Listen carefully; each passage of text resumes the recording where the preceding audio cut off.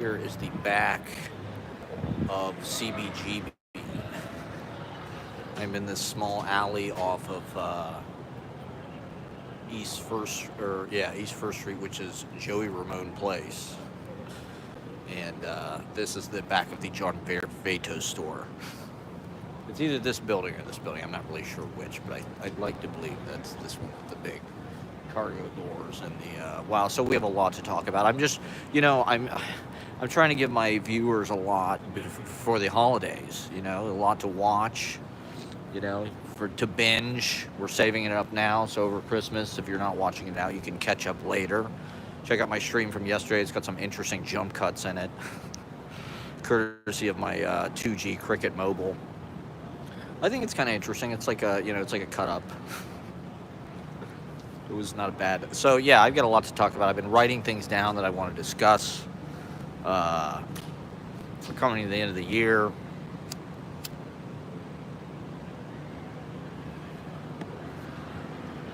We're just gonna do a good old-fashioned walk and talk. So I just hit a lick from a, let's say, bourgeois grocery store chain, which shall remain nameless. We'll call it W Foods. Oh wait, no, that's too obvious. We'll call it Whole F. And I just think that one of the consequences of inflation is shoplifting. Bipping, okay? We had to splash that motherfucker. We had to bip them out. We went bip, bip, bip, bip, bip on that shit. And so guess where I am? It's just a way of equalizing, I don't know, these costs. It's like, okay, yeah, I'll pay,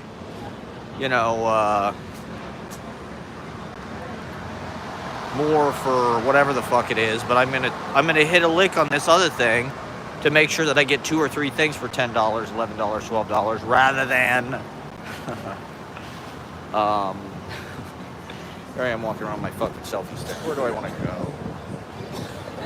Should I do like an East Village thing? I kind of want to do Soho West Village. I'm gonna look like such a tool bag walking around Soho with this fucking selfie stick. Oh well, it's the price I pay for being so. I'm just trying to intertwine myself with my audience at all hours of the day, just check in with them, and just form that virtual friendship, that companionship. Get people emotionally relying on you, so they have to. No, I'm just kidding. Why do I? Well, I don't know. I didn't do an open mic today, so this is sort of like my work. This is my 10,000 hours. This is my to-do list. So I could be going to fucking Black Cat Cafe right now. I probably should be, I guess. I probably should be doing that. Doing the open mic over there. But, yeah, baby. Yeah, the fucking broadcast yesterday was super glitched out, and it was very low res, is the other thing. I saw this article the other day. I think it was in that new Whitney review. That new Whitney review of writing. Which was, it's one thing to be doing this in Midtown, it's another thing entirely to be doing it in the East Village. About the degraded image, lo-fi images, and, a lot of the shit on the internet, it's like you don't have the bandwidth, you got some kind of cheap dial-up modem or whatever. We're just so used to this kind of degraded image quality. Large pixelization, not always, but in some ways, maybe this is like the glitch thing again. Maybe those images have more. It's like lo-fi music. I don't know. It's like bootlegging. It's like taping. It's the place. Whatever happened to GIFs, man? Nobody uses GIFs anymore. GIFs just like completely vanished as a form of communication. That's kind of shocking to me. I thought GIFs were the future of language. I thought GIFs were the new hieroglyphs. And lo and behold, we don't even fucking use them. People don't even really use emojis. I don't know. Are people even communicating anymore? Do people even text or do anything? I don't even know. Has all of society just imploded and collapsed in on itself out of not being able to afford anything, or fear, depression, taking antidepressants, needing therapy. Oh man, I was just reading this super fucking interesting. It's Times Square Red, Times Square Blue. Samuel R. Delaney. Amazing book. It's almost like a holy book. It's all about contact in public spaces. And he's an advocate of like... well, the book is all about casual sex with strangers in movie theaters and shit, jacking off in front of people. You know, and that kind of culture, Times Square, 42nd Street before... oh, check this out. There's now a fucking pizza place on the corner of 2nd and 4th Street right across from goddamn KGB Bar. There's KGB Bar right here. Now there's this fucking pizza place right here. We'll see how that changes the game. Hopefully that shakes it up a little bit. I do want to talk about being an open mic host, the loneliness of the open mic host. You're the only one there. You know, when it comes down to it, you're the only one that's always there. And so everybody leaves. Everybody leaves. But we'll get into that in a sec if I remember. My show is based on tangents and digressions that maybe don't come back. That's nothing, bro. Digression. Just jumping to whatever the fuck. I'm trying to focus a little more on one subject at a time. But there are things that, you know, you want to get to everything, and there's a lot of things that jump into your head. They're like, oh, that's interesting. So yeah, this Times Square Red, Times Square Blue book. It's a great book. But it's sort of like a companion, or like, it's an urban, you know, because urban planning and the ways that our spaces shape our interactions in our lives is so important to our quality of living and to creativity, to just the human genome. The fact that our lives are becoming more and more separated as far as class, everybody's separated from each other. You know, in the suburbs, everybody's got their own house. They never come out of it. They drive everywhere. Got their own car. There's class separation. The rich people are separated from the poor people. There's separation between business district, residential zoning. You know, this is something that constantly comes up on my use of zoning. You know, it's residential, it's commercial. Whereas New York is mixed use. You see, there's residential on top, and then there's commercial on the bottom. There's interclass interaction that just sort of happens. Everybody in New York, all the classes are... So there are points of contact, you know, there are points of understanding. Whereas in, you know, LA or something, it's like the rich people all live in Beverly Hills behind big fucking houses that got shrubs and shit. It's all separated. I don't know. There's so yeah, Times Square Red, Times Square Blue is sort of about the culture of New York City, specifically these kind of movie houses where men would go during the day because they had nothing to fucking do. They didn't have jobs. They just went to the fucking movie house all day and jacked off or whatever. You know, but it's like, that was companionship. That was, you know, it's almost like a version of Eyes on the Street, the Jane Jacobs thing. This version is like, it's like a version of Death and Life, Great American Cities in a way. I really want to see that. You know, which is sort of the ultimate like urban planning kind of how-to or whatever Bible. Jane Jacobs. This, you know, he talks about this theater Variety Photo Plays, which was on 3rd Avenue, south of 14th Street, not that far from here. He lived in the East Village, you know, so he'd go to this fucking theater. He'd pick up homeless guys and shit. Bring them back to his apartment, suck their dicks. He's a saint. People like it when I talk about sex. A lot of people, Ross said that shout out to Ross, he said my best live stream was the stream where I was talking about draining my nuts into you. So I guess I have to talk about sex and be vulgar. I don't know. I don't think it's vulgar. You know, that's part of Samuel R. Delaney's point in this book, is that sex, you know, we've been taught that it's like this lethal thing. You know, it's just been weaponized. It's been taken away from us. You know, he argues against what they call, and he uses it in quotes, casual sex as part of, you know, points of contact, points of sort of, I don't know, warmness and familiarity between people. You know, now it's like we're so fucking paranoid about each other.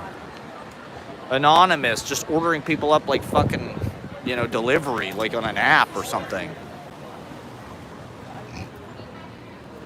You know, before the internet, before Grindr. But it's also kind of like a third place, right? This is part of what the book is about, is these movie theaters were a public place, people could meet, and he makes this distinction between contact and networking. Contact is a place, you know, like the grocery store line. You might run into somebody, start a casual conversation, you don't know who they are, you know, it might lead to something. That's contact. That's what New York City used to kind of have more of. Pedestrian culture, common, you know, Washington Square Park is a place where like sort of contact can happen. You might meet a stranger, you're in a field of chance, you're in a field of, you know, openness to that, to public interaction. Whereas now we live in a sort of a field of networking, right? Where it's all about what can I get out of this person? Where should I go? Should I go into the East Village or the West Village? Oh, I don't really want to go East Village, I guess. Maybe I'll go up to the church and then over or something. You know, networking, you go to sort of advance your career. It's sort of a place of designated contact. You know, like, he uses the example of writers' conferences. So he has this whole chapter about writers' conferences, which is like super pertinent.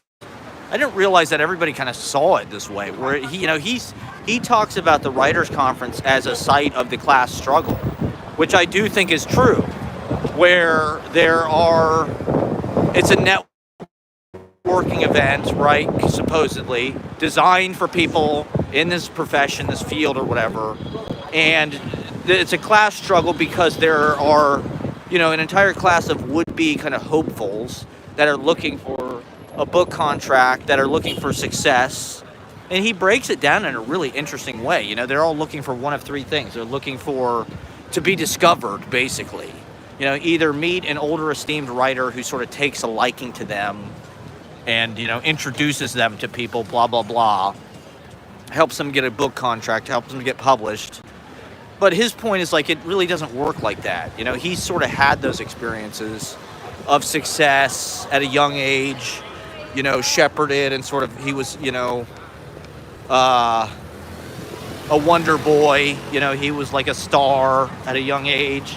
And yet, he says that, you know, these kind of networking events and meeting older writers, getting them to like you. Ooh, there we go. We got a band in fucking the 13th step. It'll always be the 13th step to me, even though it's the downtown social now. You know, and I think, and so then there's this kind of upper class of the esteemed writers, and that's kind of what the conference is about. That's what you're paying for, or whatever. It's almost like rock and roll fantasy camp or something. You're going sort of secretly, or maybe discreetly, or, you know, unconsciously or something. You're going to meet these famous writers. You're going to hope that they like you. I mean, so for me, you know, funny enough, we come upon, you know, I hate to say it, but like I probably was looking at Poetry Project as this kind of field of activity where it's like, okay, and maybe all of my life, you know, I think we're forced to, you know, now that everything is financialized, privatized, we're charged for everything, everything is professional, everything is monetized, or they want it to be. You know, how can we not look at, like, you know, especially somebody like me, it's just like I'm looking for any kind of fucking entry I can get. I think we all are. We're all looking for clout. We're all looking for just any kind of piece of, you know, getting ahead, getting published, making it. And so I don't know. I don't. I don't care about that really. I like being an artist. I like being in a culture and a community of other artists. I wish that I had more, when I had my own apartment in fucking Chelsea, the way that I lived there, that's how I would comport myself if I had the economics to do so, which I did at the time. Where it was like I could spend time with whoever I wanted. I could go to every event. I could go to every open mic. I could have people over to my house, have readings at my house, have people over to talk about shit at my house. I could walk to fucking, now it's like an hour train just to even get into the city. I live like a homeless person, basically. I got all my fucking possessions on my back. I got my toothbrush, my toothpaste, my mouthwash, my gum guardian, all my weed supplies, my weed kit, my grinder, my rolling papers, my chargers. I got layers, I got sweaters, I got my selfie stick. I got chapbooks, I got Times Square Red, I got Times Square Blue. It's and so I'm schlepping. New York, you never stop schlepping. That's the only class advantage when you don't have to schlep anymore. Then you've made it. But it was kind of refreshing to read that because I don't know. I've been kind of obsessed with it. The point is that all of that, networking does not make a career. You have to have something, and you have to have work. It's more about that. I think in New York you can get caught up in the networking, or maybe not networking is the right word, but just open mics, I would say, are. The idea for me is for it to be a community space. I sort of try to look the other way when it comes to the monetization of it. The 2-drink minimum is a pretty hefty price for people to pay every week. And maybe that disqualifies it from being a community, the fact that it's monetized in that way so heavily. But it's also a marketplace for performers to, not necessarily network, but is it a point of contact? I would like to believe it is because, I think in our current age, we have been taught to not talk to strangers. This is something as kids. I think everything the DARE program taught us, any kind of public service announcement, the more you know, the more you grow, any kind of that shit that they taught us when we were a kid, we should have disregarded. You got to push the boundaries. You got to find things out for yourself. I know for me, I did just believe a lot of the, I tried to play it safe. I didn't do drugs. I didn't drink. I didn't push the boundaries like maybe I should have. When you're young, you need to reach for things. And dare and not talking to strangers in this kind of safety culture. This is something Samuel R. Delaney talks in the book. Everything now is done in the name of safety. So they've basically dismantled our public sphere and our common conviviality in the name of safety. People are distrustful of each other. Everything's kind of safeguarded. Everything's privatized. Nobody talks to each other. You don't start conversation with strangers. If you do, you're a fucking creep. All that shit's kind of engineered through the cell phone and shit now. Any kind of, meeting, people you don't know. Is that the commons? Is that the fucking point of contact? The internet. Going back to the talk that Delaney gave at the Poetry Project, he said, contact is by definition something that doesn't happen on the internet. You have to be in person. And so, the Poetry Project, like everything in New York of that era, was here because there was no money. They could just sort of pay nothing to be there. But the circumstances have changed a lot. And so the nature of what that space is for writers, for everybody, we're more focused on these kind of networking, career, climbing the ladder. It's hard not to look at things in that way. Not that it's entirely about that. I mean, you want to meet these writer heroes because you admire them. You admire their work and you want to learn from them. It's not necessarily just... that's how I try to look at it and comport myself. You know, for me, it isn't really about what can this person get me. It's about who am I going to work well with. And that's because that's what life is, right? Like, we kind of need each other to collaborate with, to bounce off of, to be a good audience, to understand each other, to inspire each other, to give each other new ideas. You know, so if you're in the right artistic milieu or community, I think that's part of the purpose of it. That's not really networking. You know, that's in a live kind of biome. And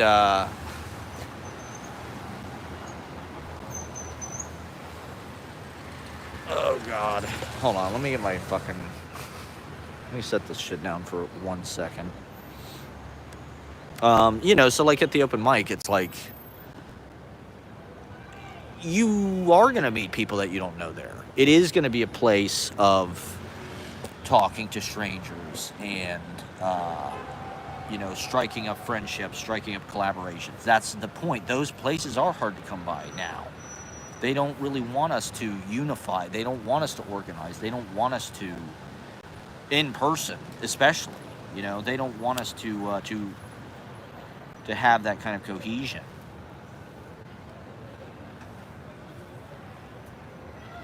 And, you know, poetry is something that, like, there's a few slots. People are going to take whatever advantage they can get to get in, you know, to get tenure, to get some kind of academic recommendation, to get in some program, to get, you know, whatever they can do. But I don't know. It's like, I think we should focus on the work, right? Whatever that is. And that's why we need each other, and I think that's part of the reason why we go to open mics. It's sort of an informal MFA program, right? We're not paying to be in classrooms. We're not paying because these people know that access to them is valuable.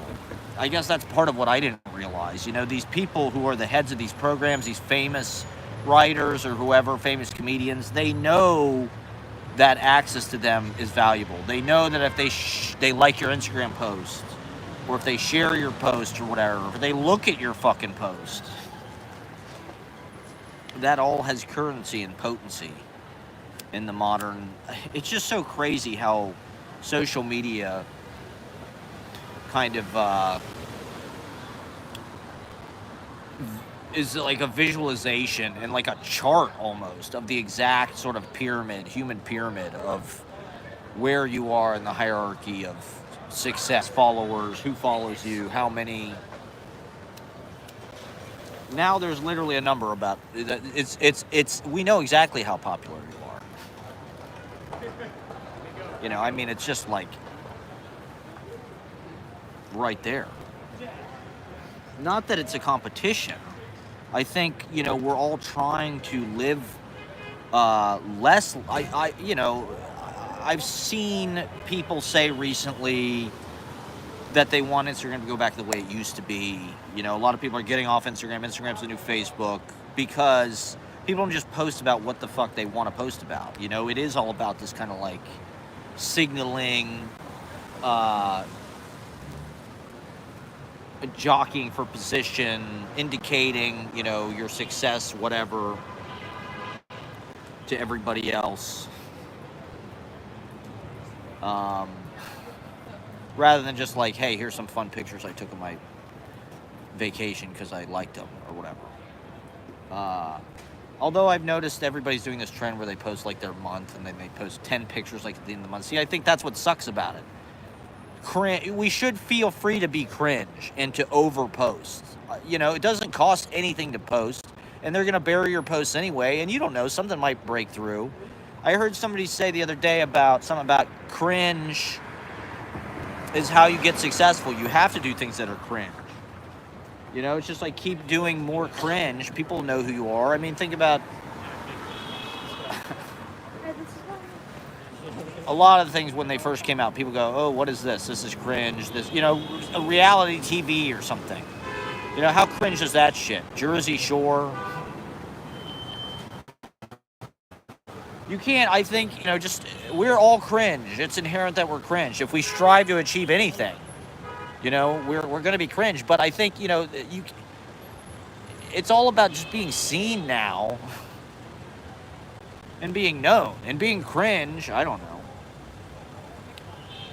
You can use that. You can leverage that into a way to get at the top, and the class struggle. Instagram is the class struggle. Oh yeah, these are my old guy glasses. These glasses are like I'm signaling to people that I'm old. This is like I'm taking it easy, I'm old. These are my Louis C.K. Rehab podcast, image rehab podcast tour glasses. He got these kind of glasses to make people forget that he's yeah, I don't know. I mean, there's one thing, part of this urban planning thing people complain about a lot is, how ugly the new buildings are. They're called 4/1s. These like ugly condo buildings that they build, 4/1s, because it's 4 stories of, it's 4 stories of, like wood and kind of ugly condos over a first story of concrete, which they pour, which is like the foundation. They're called 4/1. So this is like the modern, cost-effective way of like building, housing, which like supposedly we're in a housing crisis. Who knows if that's true or if that's artificial scarcity? I mean, there's definitely an artificial scarcity. It's being enhanced definitely by these private owners, and the venture capitalists and the private equity people that are buying up the fucking stock and stuff. That is an artificial scarcity. And they control the supply. So, it's not, this is something that Samuel Delaney talks about in Times Square Red, Times Square Blue, about his landlord used to come and see him every year, and they would talk about, that relationship that he had with the landlord where they would meet face to face. It made it raise the stakes, so the landlord would invest more, he would invest more, and he was better taken care of. Whereas now he has some company owns the building, less face to face. There's less pressure on them and import on them to have a higher standard for living. I think our society is moving closer and closer to that. We have these management companies and these big, BlackRock or whatever the fuck it is that owns, tremendous amounts of stock or whatever. So, they're just administering it. It's not through the tech has enabled this, right? Doing things long distance, doing things impersonal, having vast portfolios of real estate that you can just manipulate on your phone, go on Zillow, whatever the fuck it is. And you can control all these properties. You hire people. You never even have to go there. You could own properties all over the world, hire people, whatever you have to do. Money talks, and bullshit runs a marathon.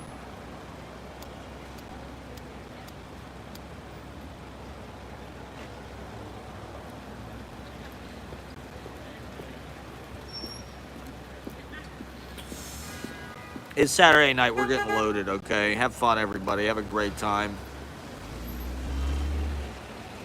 So, like, the problem with these 4/1s, it's not that they're ugly necessarily.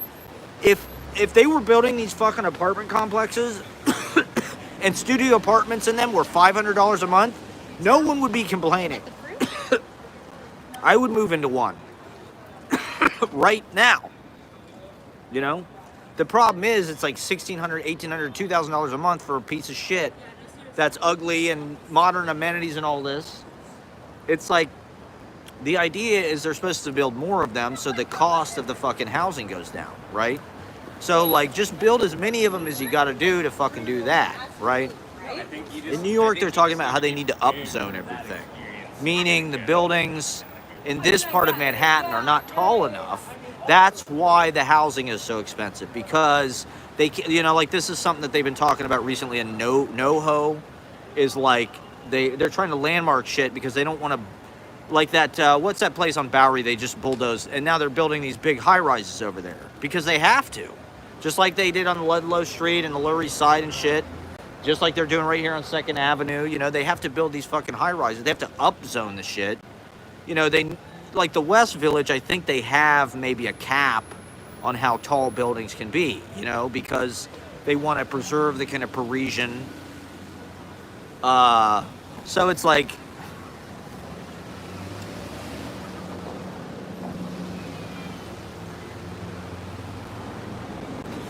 it's hard because you don't want to see them destroy these old buildings just to build taller shit.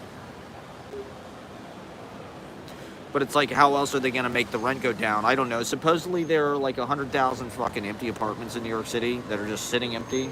You hear these statistics from time to time. There's more, you know, homeless people and there's more houses than homeless people in this country.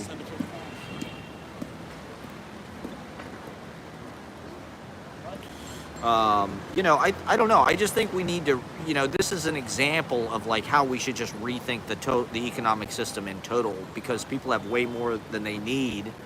And, you know, an example of this is like the essential workers in the pandemic. You know, I think the pandemic,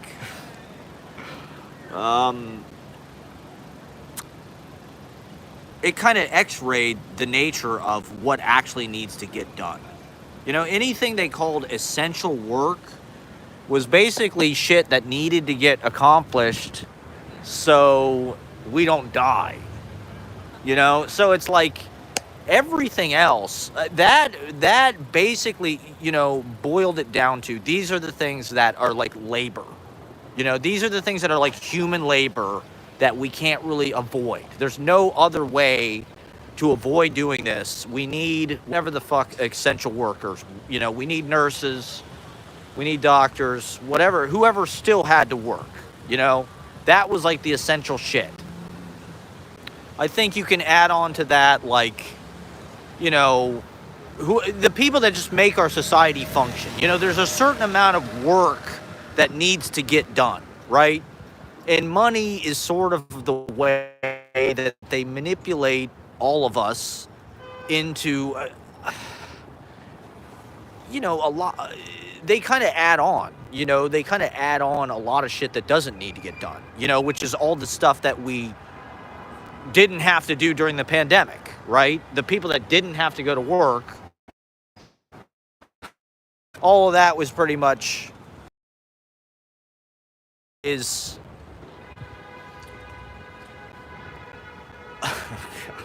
Well, all I'm saying is that's the thing that we need to figure out how to divide. You know, the tasks that need to get done, we should just, right? And then we should all just kind of have what we need. You know, we should all have a place to live. We should all high-speed rail, access to fucking, you know, but there's a certain amount of things that do need to get done. You know, whatever those tasks are, if we can automate them, then do it. You know, I think we're still in this mindset, like we need to earn a living and earn wages and blah, blah, blah. And it's like, I don't, you know, there's a certain amount of shit that needs to get done. And then, you know, people have projects, people have shit they want to do. That will still happen. You know, like, the only reason why people weren't doing shit during the pandemic is because we weren't allowed to. You know, people want to work on their projects, their passion projects. You know, people want to publish books and write and open small businesses and have record stores and play gigs and whatever the fuck it is. Play sports, watch sports, go to bars, travel, teach, learn, go to art classes, you know. Whatever the fuck it is.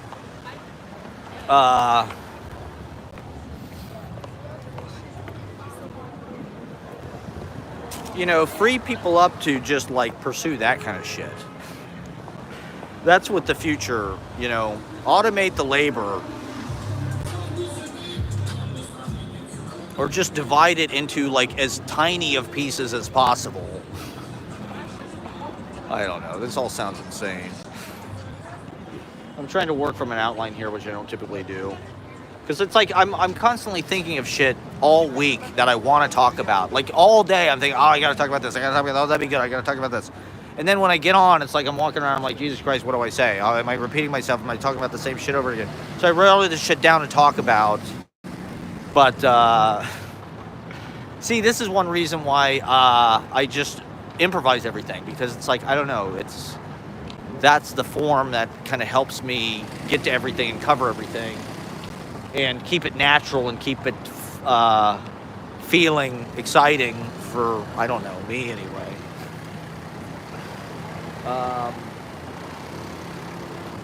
Yeah, Variety Photo Place was someplace over here where Samuel R. Delaney would go to receive contact.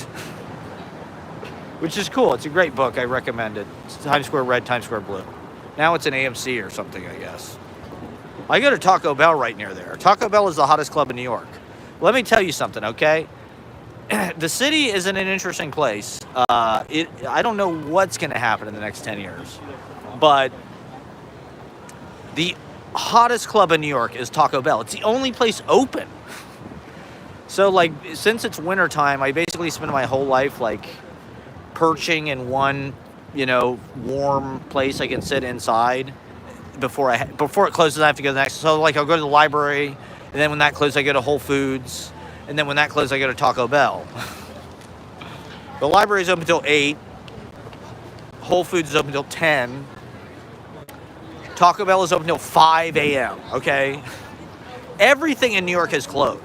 I can't tell you how often I have this conversation with, like, lifelong New Yorkers, people who were here in the 90s or the 80s or whatever, about how, used to be when the club went out. This guy was telling me the other day about some club on fucking Avenue B that, like, it didn't even open until 2 a.m.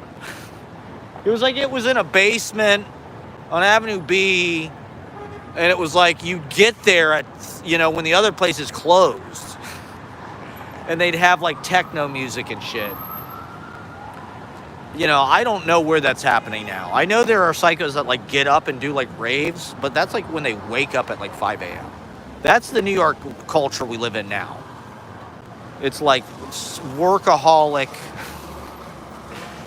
road rules, real world fitness people who wake up at 4 a.m. to go to the gym or whatever, to go to Soul Cycle or Equinox or whatever it is.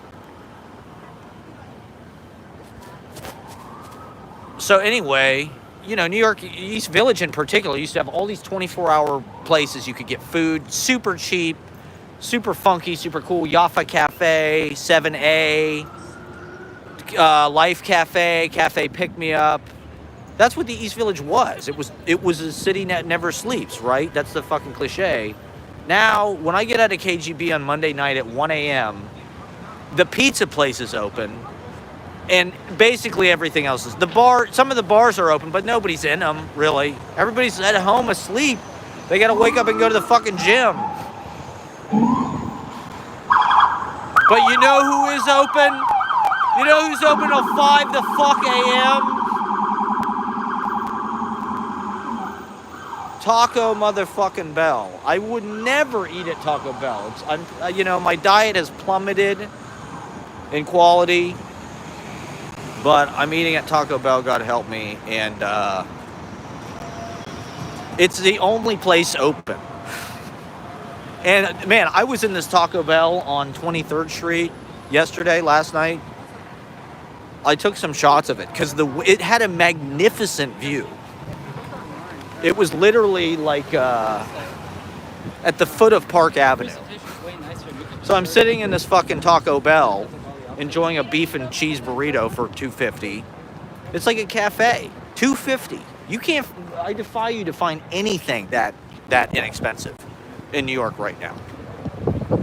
At that hour, that's even remotely, and you can sit there. So they have this fucking window, and it looks out, here's where Park Avenue begins. And so I'm sitting in goddamn Taco Bell. You know, I'm like, I'm going to get my goddamn moleskin out. I'm going to write my fucking novel here. Let's just do our writing workshop in the Taco Bell on 20. It's like Max's Kansas City in there. I mean, the view is really nice. And it's a shame, you know, this is really the big problem. Is it's the corporate CVS. It's not supposed to be Taco Bell. You know, I should not have to go to fucking Taco Bell. I should be able to go to B&H or Ratner's or Katz's or Veselka or Odessa or some diner, you know? And Joe Jr.'s. That's where I want to go on my birthday, Joe Jr.'s on Park Avenue. This Wegmans place, I've seen this all over TikTok. It sucks. It's bougie, overpriced. I can't afford anything. Thumbs down to Wegmans. Not even worth going in.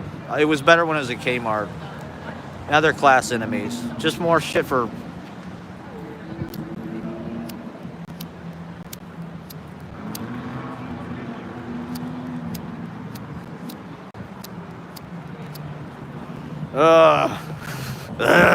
Oh, hold on. Let me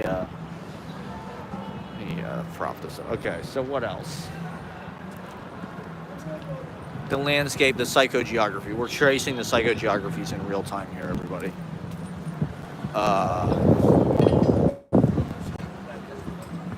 How this affects, you know, our creativity and our ability to just live our lives and have a good time and fully realize ourselves, right? Well, there's SantaCon people.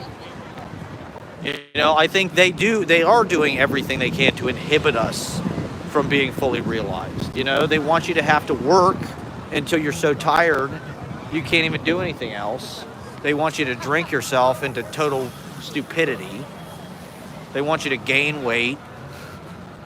They want you to, you know, just watch stupid shit, learn stupid shit, watch whatever. You know, what happened to the paperback books in this fucking country and the funky cafes with BO? You know, it's all corporate. It's all Sunglass Hut.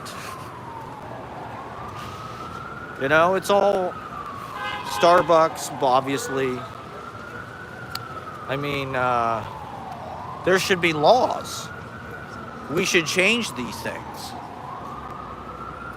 You know, we could have a local, you know, that's the point of kind of the open mic and something that I try to engage in, just because the bigger narrative kind of seems more dominant and wins out. Things like Jimmy Fallon or Taylor Swift or the kind of big super talls of mass media feel like they kind of dwarf us and they're really what it's about. But I think, you know, the culture really exists everywhere on a local level. Going to open mics, going to shows. You know, you can listen to music endlessly and never listen to anybody famous. I think that's maybe a better way to negotiate, you know, the modern kind of cultural landscape. Is just go see your friends' bands. You know, read your friends' books. Watch your friends' vlogs. Your friends' live streams. Speaking of which, come see us on Thursday. I'm showing my vlogs in 70mm at the library, Nickelodeon. The Peter Bogdanovich Memorial Library. What else? Class warfare. Yeah, I don't know. I'm trying to conduct class warfare through my YouTube page, but I don't have enough money to promote it. Or I don't know, I'm being suppressed, or my message isn't clear enough, or I didn't get the right training, I don't have the right equipment, I don't have any graphics. Okay, so I do want to talk about, you know, the loneliness of the open mic host. I think someday I will have to write a book or something about being an open mic host, because it is kind of a unique position to be in, and it's kind of lonely because everybody leaves. And it's the way it has to be. Even the bartenders, you know what I mean? I've been there every fucking week basically since we started. I'm the only person that's true of, you know? And you just have to get used to people leaving. Like I said, at a certain point people graduate. At a certain point people graduate, and you want them to. You know, you don't necessarily want people coming to an open mic forever. I don't even really want to do it forever because it is kind of like being at square one over and over. It's like Groundhog Day. You know, you're at square one over and over and over and over again. And it's okay. I mean, I love that, but like, you know, I'm encouraging people to try to do their best and to try to treat it like a real show. To me, it's not necessarily an open mic. That's been kind of like, I guess, the kind of cheesy thing that I've done over the past year. Is I've used this to live out my fantasy of like being a New York everything late night host. You know, I tried to pretend I was fucking some kind of late night host or something, which was kind of tacky. Which it wasn't totally about that. I mean, it was a hybrid of a lot of different fantasies and images. To me, the core of it was always, and the core of it is always, I want to put poetry, comedy, art, beat style, not necessarily beat style, but just like serious, intelligent entertainment in this area, you know, in these places. These are tourist traps. Let's show them what New York really is. Let's show them the poetry, the real, you know, this is New York. We're supposed to be interesting and unique and smarter than everybody else and kind of snobby and avant-garde and abstract and, you know, growing out of the traditions that are here, you know. You know, trying to be more, you know, I said this thing about Steve Martin and Martin Short and shit on my thing yesterday, and I didn't mean that they're not admirable people. I just meant that, like, you know, when you move to New York, then you realize there's this whole other layer of people that are, like, kind of doing more serious shit for the adults. They're not just trying to entertain people and sort of placate them into consumer kind of zombie hypnotism, like a lot of pop culture is. You know, they are, you know, things like John Cage, I don't know, do with those kind of lineages, the New York studio school, right? Taylor Mead, the Gaslight, you know, pre-Bob Dylan, pre-folk. You know, that's a part of it, but more like Hugh Romney, more like Wavy Gravy, third stream humor, jazz humor, the Five Spot, you know, Kerouac reading in some fucking loft and on East 4th Street or East 3rd Street. You know, all of this shit happened blocks away from where we are. I can't just let these Fox News comedians win. You know, we have to try to keep some of that energy alive and be zany and smart. Woody Allen, George Carlin, Richard Pryor, you know, these are the fucking people that started there. Joan Rivers, whatever. Jimi Hendrix, you know, it's like, what the fuck is going on there now? Just a bunch of shitty cover bands.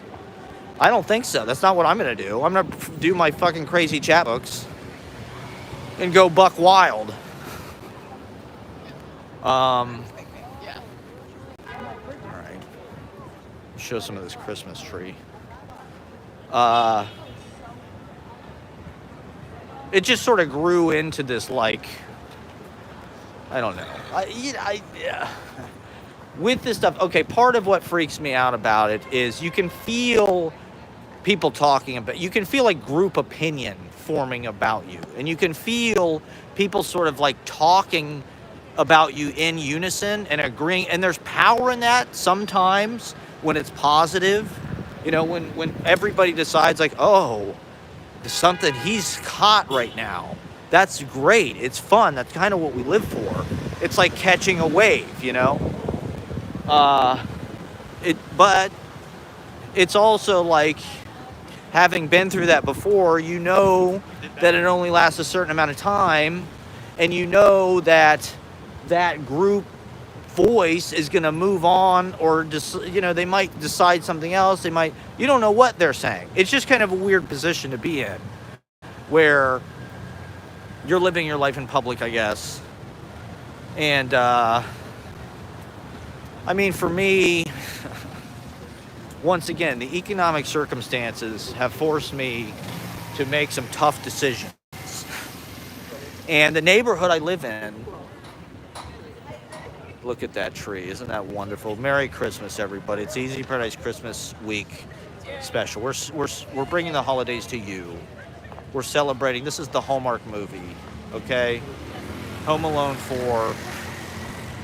I'm going to Macaulay Culkin's house. We've got a pizza-themed G.G. Allen cover band.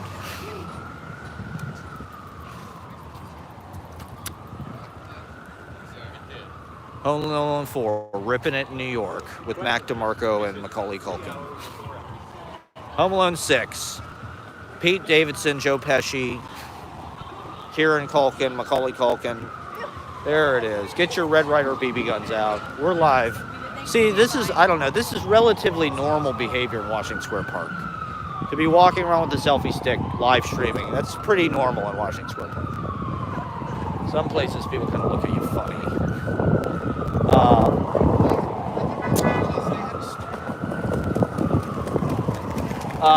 Yeah, so I feel like I wasted it and I didn't really get to enjoy it. I've never once gotten laid from the open mic. I want to go on the record in saying that. I've put in all this work, tirelessly, week after week after week. I have never once had sex with somebody from the open mic. I mean by that, I mean like I didn't meet them at the open mic, go home and sleep. That's never happened at all. So, you know, I'm not one of these monsters, okay? I'm doing the right thing.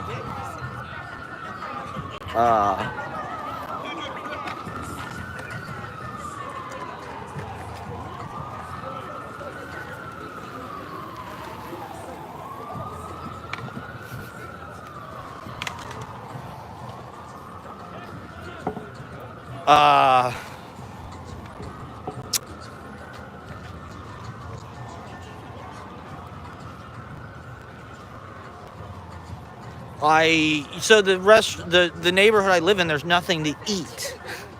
The food has literally been killing me. You know, every time I eat out there, fucks up my teeth, fucks everything up. And so, you know, I'm very sensitive.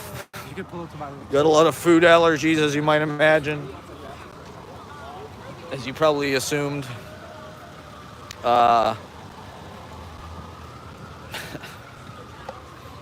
And so, you know, I don't know. I wish I could go to everything. Now that I'm here Christmas week, you know, I'm going to stuff and I wish I could have adventures with people and I could have spent time with people and I could have been part of the community more. You know, that's my mistake. What I'm realizing now is you have to go to other people's shit. You know, you can't, and I like to do that. I'm not, you know, I want to do all that. It's just like, you know, circumstances and economics and shit. I don't know. I do the best that I can, and you know, we're learning as we go. The open mic in and of itself is a lot of work to do that every week, you know, and so I thought I could kind of just, you know, especially when I have to do work shit, it's hard to kind of do anything else. It's like work, do the open mic, and maybe one other show a week. But, you know, I'd like to be the Pope of Greenwich Village and just go to every fucking thing. Go to every open mic. Maybe that's what I should focus on. I always get fucking in these situations where it's like, but god damn it, I don't know. If you do something long enough, it just becomes real, I guess. That's how I feel about, not that, you know, not that I'm a success or anything, but like I do feel like because I've been doing this for like a decade, basically, in New York, even though I haven't won any clout or anything, it's still just like real because I did it and like I'm here and, you know, people that, people that arrive, they don't necessarily know that you're a loser. They think, oh, this guy's this poet. He's been here forever. He's almost 40 years old.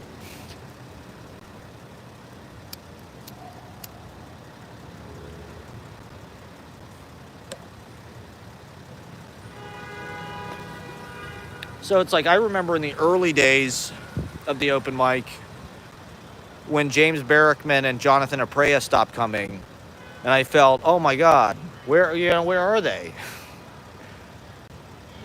Maybe that's my weird. I feel like my brand is toxic. I feel like the Easy Paradise thing is somehow. This is just what I do with everything.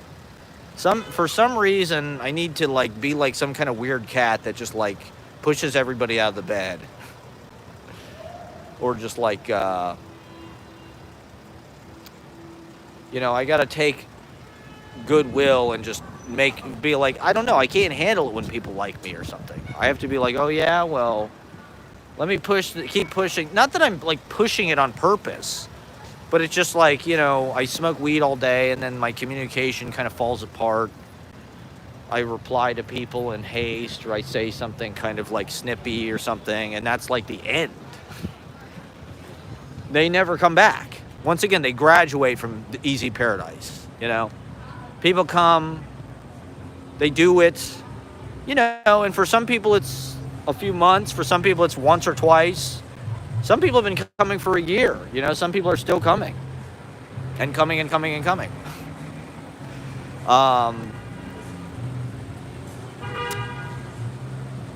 But at a certain point, you kind of graduate. You start your own open mic, generally, is what happens. People realize, they see me do it, and they go, if this fucking asshole is doing it, I could do that. I could fucking do that. All I have to do is, talk to a venue, but that's good, That it creates more points of contact. That's what the community is. It gives us, a third place every night of the week. I don't know. My fantasy when I moved back to New York was to hang out with a bunch of poets. I'm not sure what happened. I don't know. I don't know if I can handle, I get so hurt so easily, and I just like being alone. I don't know. Being a part of a group or an institution or anything, I don't know. It's just I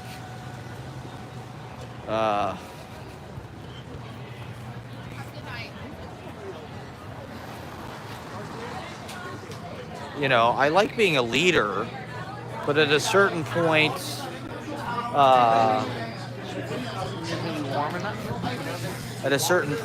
in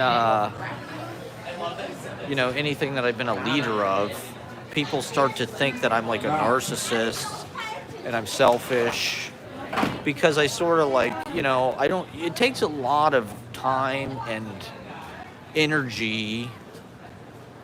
Not that I don't want to do that, or but to keep up relationships, to talk to everybody, to really it's just like anything. It's you have to service your friendships. You have to tend to the garden. You got to water the fucking plants, and having a lot of people to do that. It's I like doing that, but for circumstances, it's my world has been kind of simplified, let's say. And I don't get out as much as I would like to, Looking back on this year, I'm probably lower than I was last year in certain ways. The Easy Paradise thing was kind of on its way up. Now it's like I said, my brand is toxic. Nobody will come to anything I do, The people that used to be regulars, they've all kind of solidified against me for some reason. I don't know. Because I don't go to anything. So in that gap where you're not hanging out with people, maybe they're watching your live stream and you say something off the cuff that sounds a little harsh, or it's taken out of context. Context is everything. Context is key.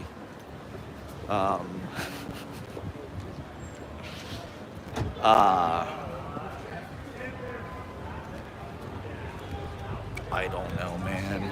A snow day? Oh, yeah. 30. I look so fucking tired all the time. You know, I think a literary life, a life spent in literature, one probably should be reading and writing the majority of the time and not engaged in other things. You know, the networking, the contact, that's part of it, but that's a smaller part of it, you know. But I don't know. I've been thinking about how when I'm young, or at least I live like I'm young, and I don't necessarily. I think the new lifestyle, I don't think I did it wrong. You know, the thing that I have that academic people with jobs, people who are even adjuncts or whatever, is like I have a certain kind of freedom that they don't have. I can do whatever I want with my day. You know. I can smoke weed all fucking day. I can write in my journal. I can walk around New York. I can live stream. I can vlog. I don't have to, you know. I'm blessed, but I'm also kind of like, I don't know, a con artist or something. Against my will. I didn't mean to be. You have to fucking... You gotta hack it somehow, I don't know, to get anywhere. What am I gonna do, work for a living? What are you, out of your mind? There's too much poetry to write. There's too much fucking beauty and things to witness. You know, there's too much ambiance. There's too much to see. You know, I want to live like one of those angels in Wings of Desire. That's how I live my life. You know, I go to the library, I wear my trench coat, I've got my note, and I just kind of listen to people's whispering inner monologues, and I write it down. I listen to the vox populi and this subconscious ghost voice, you know, calling out to me, to all the American Psycho people. I think the audio is good. I was watching my live stream from yesterday, and the audio sounded good no matter, even when I was holding the camera further away from my face. So I'm going to continue to try to do that. If there's any audio problems, blink twice. I don't know. Smoke signals. Oops. You know, so there, yeah, like, I'm almost 40 years old. I've sort of prolonged my childhood. I don't necessarily think that's a bad thing, you know?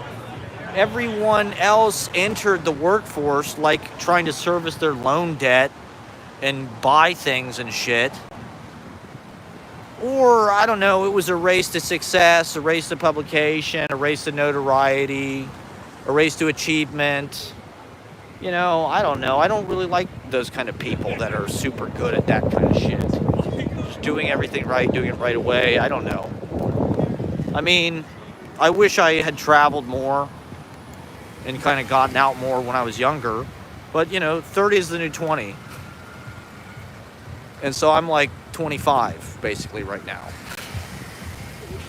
And I act like it. And so is everybody else I know. But I don't think prolonging your youth is a bad thing. What else are you going to do? You're going to go and make the deal with the capitalists and the corporations. You know, the only people in this world who are taken care of are people who work for corporations. I saw the difference between the way my mom was treated working for the state of Ohio and the way she was treated working for private law firms that did corporate law. And oh my God, you know, they're like pampered. She made way more money, it's better food, it's better everything. These corporate private law firms. But what you're doing is like, you know, questionable, maybe not on the side of righteousness or whatever. Whereas like working for the state government, whatever, you know, it's public service. But you get paid way less. And there's no catering. There's no gourmet catering or any of that kind of shit. There's no omelet bar. There's no waffle iron or whatever the fuck it is.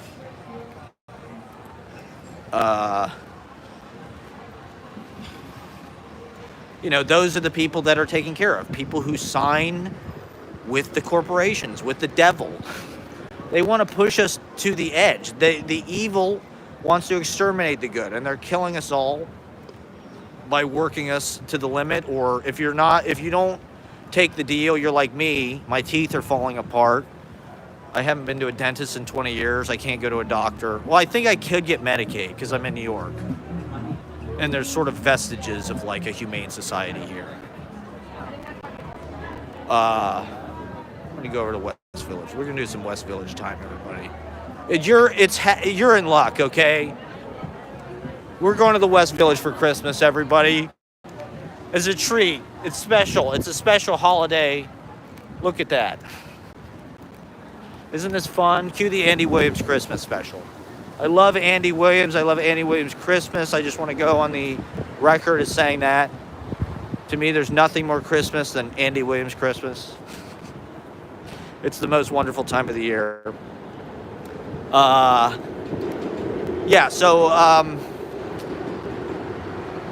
Not working. Well, living your life, prolonging it.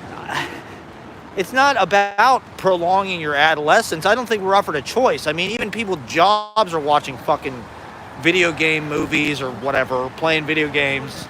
It's more just like you're avoiding that servitude, right? And you are, I don't know, for me, it's like I probably do feel